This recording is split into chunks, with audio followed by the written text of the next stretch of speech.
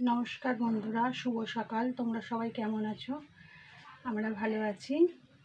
আজকে সকালের ব্রেকফাস্টে আছে পরোটা আর আলুর তরকারি। আজকে এই যে আমার মানু আজ ভাত খেয়ে যাবে না, আজকে পরোটা আর আলুর তরকারি খেয়ে যাবে বলেছে, ওই জন্য পরোটা আর আলুর তরকারি করেছি। তাই তোমাদের সঙ্গে ভাবলাম শেয়ার করে নিই।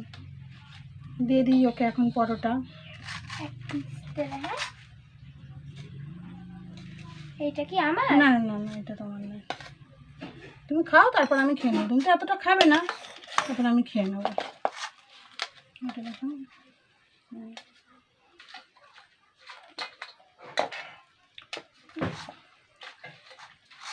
বেশ নরম হয়েছে। অনেকক্ষণ মাখা ছিল তো।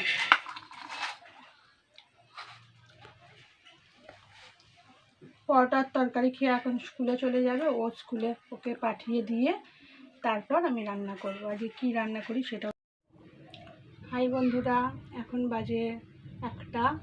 তো আমরা একেবারে কি রান্না করে নিয়ে এসেছি, একেবারে খেতে বসে পড়েছি, সেইটাই তোমাদেরকে দেখাচ্ছি। আসো, আজ শনিবার, তো শনিবারে আমরা নিরামিষ খাই, নিরামিষই রান্নাবান্না হয়েছে। তো দেখো কি রান্না হয়েছে আজকে।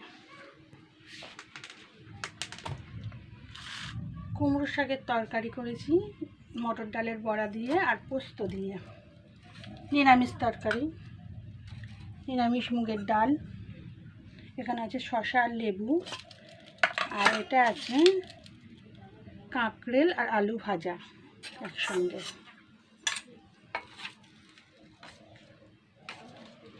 মানুষ স্কুলে গেছে, ও স্কুল থেকে খেয়েই আসবে।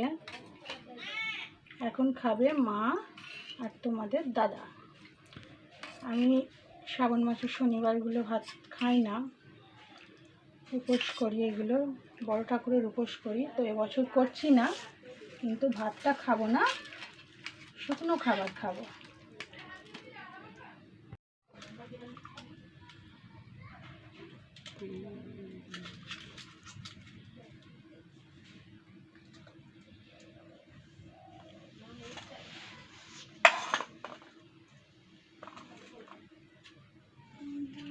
দুটো শসা দিয়ে দিই। তুমিই খাবে শসা, মা তো খাবে না।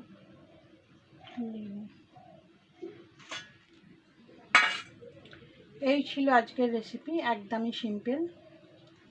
আমি এখন খাবো না, এখন মা খাবে আর তোমাদের দাদা খাবে, আমি পরে খাবো। নিয়ে স্কুল থেকে আসলে আমি পরে খাবো।